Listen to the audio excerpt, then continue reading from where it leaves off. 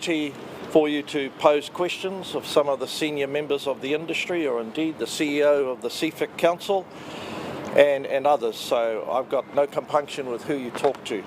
In 1986, the QMS system was introduced. If I'm not mistaken, Laws, it was Colin Moyle in the Longy government, and the set of proposals contained in this document are probably the most comprehensive, or certainly the breadth of the potential changes enables me to say it's arguably the broadest set of changes since the QMS was introduced. What drives it? It's informed by a working party that was created, and joint stewardship of it was between our CEO, Mr. Smith, and key figures from the industry, including Craig Lawson and other members from Sanford's, Tallies, Moana, Sea Lords, and some of the smaller elements of our seafood sector, including the crayfish industry. There's nothing particularly new in this document. It goes back to a number of the gripes in the days of John Luxon and Bolger's time, where there were endeavours made to improve the capacity of our regulatory framework to give more scope for the industry. Underneath this document is a deeper philosophical debate. You would know that New Zealand has an unusual fishing management system in terms of other countries, because we have the property rights-based quota system. And the expectation about 15, 20 years ago is that the quid pro quo is that the industry would be enabled to enjoy greater self-regulatory powers.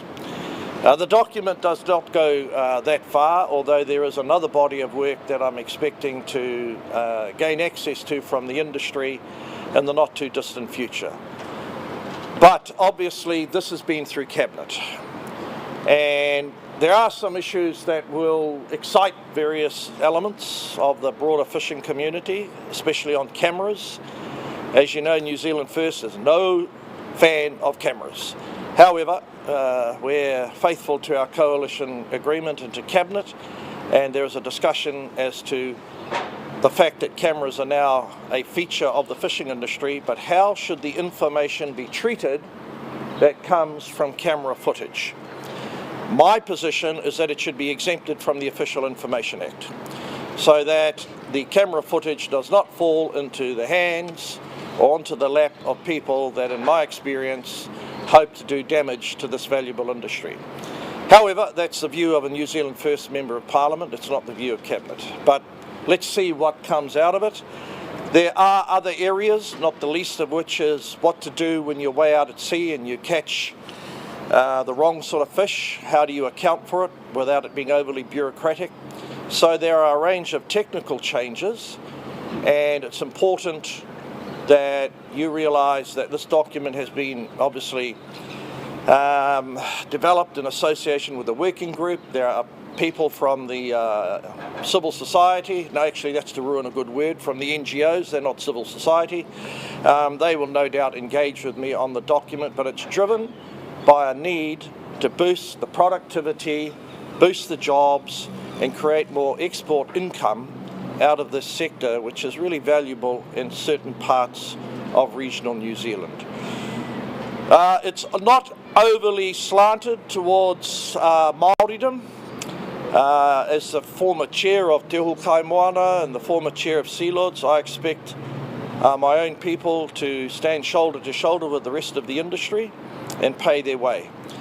The rights that were protected and safeguarded in the fisheries settlement will be upheld, but after that settlement, the expectation of New Zealanders is that, irrespective of your background or your ethnicity, we're all in this together to ensure that the industry remains a sustainable enterprise, but at the same time maintains jobs, income, and some viability for we communities. So please report it accurately. I'm not going to walk back any of my rhetoric. Having said that, I know that it's a consultation process, and there'll be a variety of views that eventually we'll have to take account of as a Cabinet, and my expectation is that legislation will be passed before the next election. And in terms of the more fundamental reforms that have been pushed by some elements of the industry, I will have to take that matter up with David Seymour as the Minister of Regulatory Reform, and that will happen after I've received the report from the industry. If you find it convenient now, I'll take any questions, or if you wish to hear from other members of the sector, be my guest. Yeah, you're suggesting that videos obtained under the Official Information Act are harmful to the industry. Is it not harmful, the fact that people are doing harmful things on camera? Is that not the harmful part? The fact that it's You ask a very good question. If there are offences being committed in the industry, they should be charged in the court of a legal forum. Not charged on TikTok, not charged in the court of public opinion. And obviously, camera footage, in the event a prosecution should come to pass, is very valuable. But I do not agree it should be turned into some sort of ideological commodity used to hammer out of context what the industry is doing when they are incredibly conscious of their social licence. So you don't think the public have a right to know what's happening in the sector and on boats? No, I don't believe in state surveillance. Does the public have the right to know what's happening in every cow shed tonight? Does the public have a right to know what's happening in every egg farm? Does the public have a right to know what's happening in your home? No, they don't. The public should expect that the regulator will take robust action when offences are detected, and if it comes to pass that the camera footage enables the state to fulfil their prosecutorial obligations, that's what the public should have confidence in. But just to be clear, Cabinet said it doesn't agree with you on that? No, it's all in this document. Please read it. But, These are the options. So These are the we options. haven't yet seen the. Sorry? We haven't yet seen the document, Yeah. so it's a little hard to ask questions on what's in the document. Yeah, so could you just this is an explain- option. Yeah, I understand your question. So obviously Cabinet has signed off that cameras are a permanent feature of the fishing industry. Then it becomes a matter, after we put the ear tags on all the cows, there are certain protections for that information. I want those protections extended to the fishing industry, but obviously made available to the regulators so that where prosecutorial decisions or education takes place, that information can be of great value. Does Cabinet agree with you that you want to take the Official Information Act out of the process? Cabinet agreed to this discussion document, and then when I get the feedback, New Zealand First will marshal its arguments, which we campaigned on, by the way, and I have an electoral mandate to project. Now, whether or not I can convince my Cabinet colleagues, well, that's for the future. What protections do you want, though? What protections do you want on that? Yes, well, I've asked the officials to work with the industry, the Ombudsman's office, and other people who get sort of excitable about privacy matters, to work out, have we got the boundary and can we trust the provisions at the moment in the official information legislation to address the privacy concerns of people in their place of work. I do not accept state surveillance of industry. Are you proposing to change the way that total allowable catch is consulted on? Are you removing the public from that? Okay, no. We are looking at carrying over some quota, and that obviously will have an impact on sustainability decisions to ensure that if quota is carried over in a more efficient way from year to year, but this document does not contemplate restricting the ability of stakeholders to influence those scientific decisions. I have to say, there is one school of thought that ministers should not be involved in any manner or form with making sustainability decisions because we're politicians and we might be susceptible to blandishments and other sorts of depredations. As a politician, I dismiss all that filigree. Not interested in that. Could you outline some of the other major changes in there? Beg your pardon? Could you outline some of the other major changes Yeah, in there? sure. Okay. So I'll go to some of the areas where we might have low information about stocks. We have a limited amount of money. There are some particular controversial types of kaimoana, and we want to ensure that the information we have is adequately distributed as to where the risks are. The second thing I would say, where I do think that there's going to be quite a few problems, is There's been this bugbear in our industry, and I don't want to get too technical or I'll put myself to sleep. When you catch fish, how do you account for it? In New Zealand, if you catch tuna and you don't have the entitlement for it, you can just chuck it back in the ocean. We do not have that broad entitlement, which I do think we should have now that we've got cameras, to enable people to discard at sea as opposed to bringing lots of fish back to land. Now this is an issue, I have to say, that goes back to the Bolger government and this document, and I accept for a lot of the recreational people they could get toey about that. So that's a small example where arguably there'll be a big debate between a very well organised lobby, otherwise known as recreationalists, and the caretakers of the industry and indeed customary fishing. Now, what do we do when we're rebuilding a fishery? And if we block access from any harvesters to rebuild a fishery, in what circumstances, or any, do we leave an entitlement for hapu to continue to access the fishery?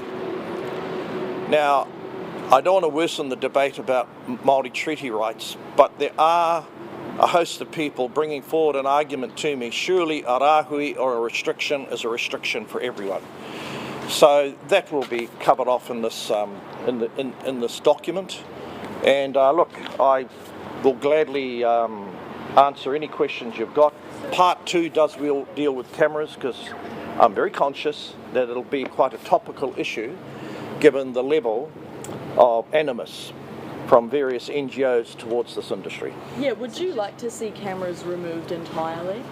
Just in terms of... Sadly, I campaigned on that and I lost that debate, so that's come and gone now. So just to be clear, the Labour's, the previous government's rules on discard, you want to change your... Sorry? The previous government, recent changes on discards, yeah. You want to overturn that, you want to get rid of that? So there are 2 areas. How do we accurately report, i.e. fish that may have been lost, and discards policy. If it was easy, it would have been taken care of 25 years ago. And this document lays out a host of options which the industry, the officials, and myself want in the public. Number 1, should the industry continue to be forced if they, through poor management, bring back fish beyond their entitlement to land? Or if there are cameras on your boats, and vast number of these boats have got cameras now, and some like Moana Pacific voluntarily put them on. So I kind of knew I was losing the debate when my own beloved company Moana Pacific, that used to be a part of Te Hukai Moana, won't agree with me. So look, the options are here. Were your 2 other coalition partners, did they disagree with you as far as your stance on cameras on boats? Sorry. It's getting a bad habit. Yeah. I must be angry with Joe or something like that. This document, I'll be straight with you, reflects the fact that we all campaigned on different things. And the document does not commit Cabinet to one particular outcome. I think it's fair to say that Rewi, Mr. Seymour, he wants to see deregulation. I think it's fair to say as well, though, that National would be very conscious that somehow I don't unwittingly fracture the social licence around fishing. I think I'm enhancing it, but I accept that my view is only one in a myriad of voices. You just mentioned your old company having a slightly different position to you. Do you think that you're sort of out of step or out of touch? Yeah, they think I am. Okay. They think I am. And the sense that, and Moana is here and they can talk for themselves, but I respect the fact that they moved ahead so they could better manage the provenance story. They could better manage accountability when things do go wrong. And hey, things do go wrong. For example, a boat sunk recently in Kauau Island. I don't know all the details. I presume they had too much fish on it. But that's the value of political debate. There may be a sense amongst the younger generation that my views are Tyrannus Rex or something like that, but that's politics. And on the issue of rahui, on the issue of rahui and whether hapu should still be able to access it, where do you stand on that? Oh, I don't want to worsen any of the Crown commitments in our treaty settlements. But if a fishery is genuinely stressed for a period of time, my preference would be no one has access to that fishery. I accept, however, though, some of the treaty settlement expectations might be at variance with that stance that I'm in. Yes, Do you accept that the social licence is in peril and that overseas customers are demanding much more stringent sustainability from the product? I think social licence has been politicised and has fallen into the hands of ideologists. No person of any significance in the fishing industry in New Zealand goes out there to deliberately undermine the sustainability of the resource that underpins the value of the quota and our industry. So that's you asked me a question, what do I think about social licence? Now, on the question of overseas markets, I think that New Zealand seafood every day sells itself. We don't have a problem selling it. If that proposal, just going back to my question, if that proposal went ahead in the sense that a full dartware would take place, is it the first time that a settlement would be changed sort of is that the first time that those rights in a settlement would be changed? Well, it's a very tricky area. For those of you who may recall, 1992 was the historic Sea Lord settlement. Customary rights were safeguarded where the Crown took on an enforceable duty to pass regulations to enable the continuation of non-commercial mataitae fishing. So we'll have to be very careful that we get the balance right. I wouldn't know whether or not that would represent a hitherto unknown fracturing of a settlement at this stage. So we've got some people from the fishing industry. Yes, Kind of where are you? Doug, come up here. New Zealand. Up. Everyone. Hello, Mr. Loader. You might want to arrange your voices. These are the guys who actually catch fish. Please ask them 1 or 3 questions. They have been on this waka a lot longer than I've been in politics. And this is the chairman of CEO of Sea Lord. Kia ora. You're the expert. What do you make of the consultation document, the proposed changes? Look, I think it's a great start to being able to amend a framework which has been around for a long time whilst the industry has changed substantially. The amount of technology we're using now in terms of catch reporting, in terms of ensuring that the officials know every day what we're catching, where we're catching it, means that it enables a framework to become much more agile and flexible than what it is today. That in turn takes out costs, it enables us to invest more in innovation and more in changing things like modernising our boats, which is good for fisheries and it's good for fishing and it's good for the economy. That said, I think it's a start. I think there is more to do, and the Minister did reference other changes which we are looking to recommend as part of working with the Ministry of Primary Industries, and that document is under preparation as we speak. In terms of cameras and landings and discards, which I know a couple of you were asking, really what the Minister's talking about is you've been able to discard once it's been monitored, but you still have to declare that catch against your quota holdings, or you have to pay deemed or double deemed value. So it doesn't overturn what has been set in place by the Labor government. What it does is manage the process of how that's actually going to occur. So is the argument that because it's being monitored by the cameras, what you're discarding will be available to MPI to view for themselves? Is that the reason? That's 100% correct. And what it also means is you don't have to land species where actually it has no economic value. You're then able to return it to the sea, and that's the best place to return it, because I bring those fish onto sea and then they go to landfill, and then it gets turned into methanol, and has a whole lot of unintended consequences. So by being able to return it to the ecosystem, then it's a much better result for us all. And because it's either monitored by observers or it's on a camera, then you can prove that that it's been done. And I think that's one of the biggest changes is technology and the ability for more surety for the ministry. But there are hardly any observers, and the whole fleet isn't covered by cameras. That's correct, but in terms of some of those parts where you have observers, haven't got cameras. Okay, so the gap's filled there then. Yeah, that's right. So yeah. But you can have your own cameras, and as long as you can prove that it's date stamped and appropriate, I wouldn't see why that wouldn't be usable to show that you've discarded appropriately, because at the end of the day you've still got to put it against your quota holdings. And is that common? Is it common for, in the fleet where the cameras haven't been rolled out yet, fishers are putting their own cameras on board? So Moana, for instance, has covered nearly all of its fleet, even though they're not legislatively required. We have a significant amount of observers on the Sealord fleet just because of the size of our vessels and where we fish. We'll now look at the cameras are an appropriate answer. Now that the land and discard rules have been put in this document, to see where that would be appropriate. So you see certain value in having those cameras there, so potentially a little bit of a difference of opinion with our minister here who we heard from, who's not a big fan of them. Look, I think there's value in cameras in terms of the ability for the ministry to be able to get transparency in terms of what happens at sea. I think that's a good thing. Equally I agree that I think saying that we're going to surveil people at work every day, every minute that they're working, I don't agree with that should just be clearly available to anyone and everybody. So I'm in agreement that it shouldn't be OIA-able. Right. Mr. Loader, what about the small boats? Have they all got cameras on them down your way? To answer your question, there are a number of people that have taken the initiative themselves, so that's a great thing to have done. And we're talking about the privately owned operators, the smaller inshore fishermen throughout New Zealand. The introduction of cameras has created some tensions, there's no question about that.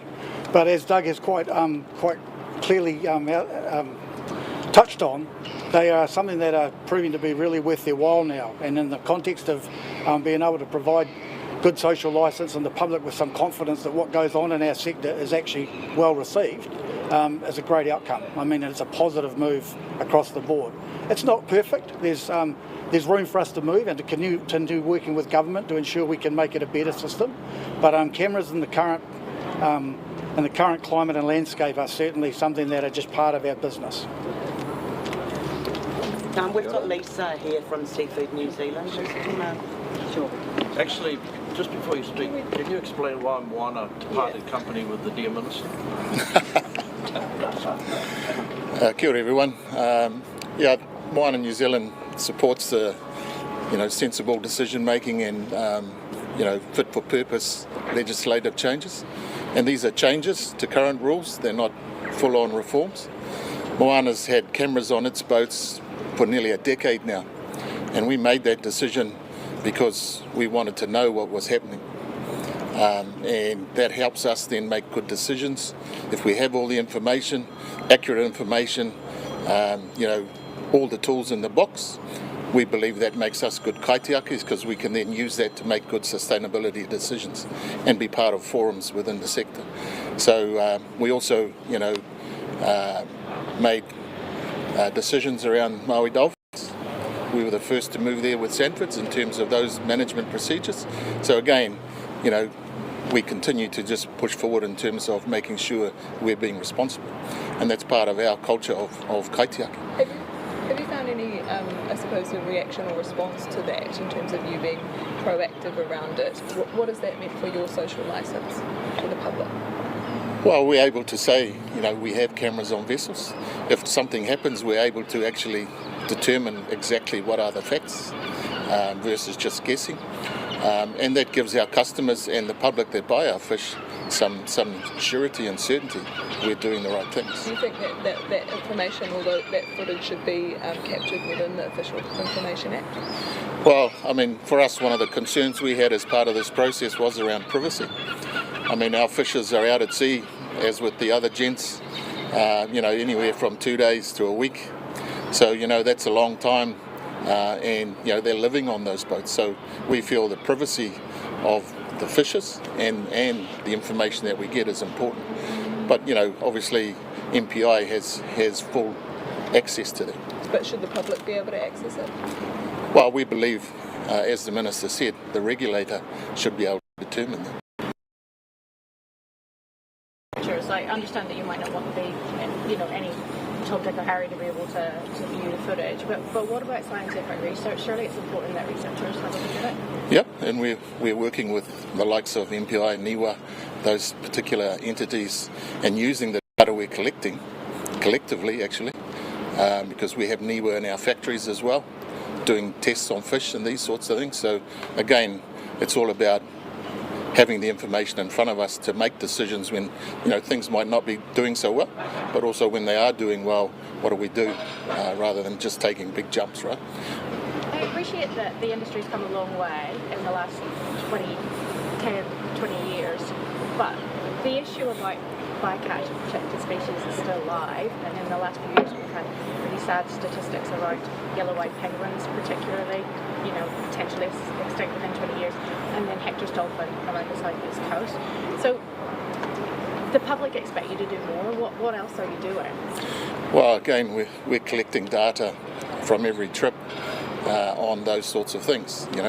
What is being captured, and not just animals, but also sponges and corals and these sorts of things. So there's a lot of data now to actually work together with other entities to make good decisions, to not go to different areas at certain times, these sorts of things.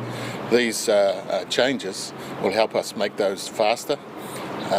There'll be more fit for purpose initiatives that help us make quick decisions, not have to go through long processes when it's already happened, right? We'll be able to make decisions as it's happening. So the industry make decisions rather than having to wait for MPI? No, those decisions are made with MPI. So as you'll read in the document, it's 100% with MPI. Can we move on to Lisa now because we're just running out of time? Kia ora koutou. What do you make of the proposals? Look, the proposals are absolutely positive for everybody, and we warmly welcome them, and we also thank the Minister for his leadership and vision alongside his experts at MPI to bring these proposals to this point. There's big talk at the minute about economic growth. Will this do much to help that situation? Absolutely. I mean, economic growth is really critical. Our sector is so important to the New Zealand economy. When you think about the fact that we contribute $2.2 billion a year in export earnings, that's a really significant contribution, and we want to see that grow. And again, we're really grateful for this government to be really, really focused on economic growth. Does this strike the right balance with sustainability, especially in light of protected species being under threat? Absolutely. I mean, this is all about sustainability. If you look at the document, sustainability is integrated right throughout it. So we can't have economic growth without ensuring that sustainability. So that's what the Fisheries Act is all about. So the Fisheries Act promotes and allows for utilisation of the resource, but it has to be ensuring that sustainability is maintained, and nothing about that changes through these proposals. In terms of the discards, though, I mean, the fish are already dead, right, when you bring them on board. So doesn't the changes to these proposals, doesn't that allow for high grading? Or I'm not sure how it answers the question about indiscriminate fishing methods. Look, the point about bringing fish on board and where they're disposed of, I mean, that is all about sustainability. So we've heard the Minister talk about the fact that when fish are brought on board and they're unwanted, these proposals will now allow for those vessels that have either cameras or observers on board can be returned to the ocean food web rather than being brought all the way back to land where they'll end up as waste in landfill. Do you agree with the Minister that the sort of discussion around these issues has been sort of taken over by people with a very ideological viewpoint, or NGOs that he described as uncivilised society? But we always have a very robust debate with our NGOs, but we also collaborate with them to a great extent as well. And we think that that's what the sweet spot should be. Our industry is always seeking to get around the table with all interests to make sure that we are working on the problems that exist to find solutions. How overdue are these changes? Look, these changes have come at a really, really great time for our sector. I mean, we have to be sure that we can continue to contribute economically, but also we are a really significant employer in New Zealand, so 16,500 people are employed either directly or indirectly in the seafood industry, and we want to make sure that we continue to grow that. Thank you very much. Ray, do you want to say anything? Anyone else? I mean, that makes anything Any others? Kāre he pātai anō, no more questions. Obviously you can follow up with the CEO, Ray, because at the end of the day, folks, this will be a process run by the senior civil servants, and Lucy or myself will answer any questions you've got. Thank you very much for coming along. Are you proud? Are you proud to be overseeing this? Well, Career-wise? in 1986, the Māori whenua people initiated the first ownership claim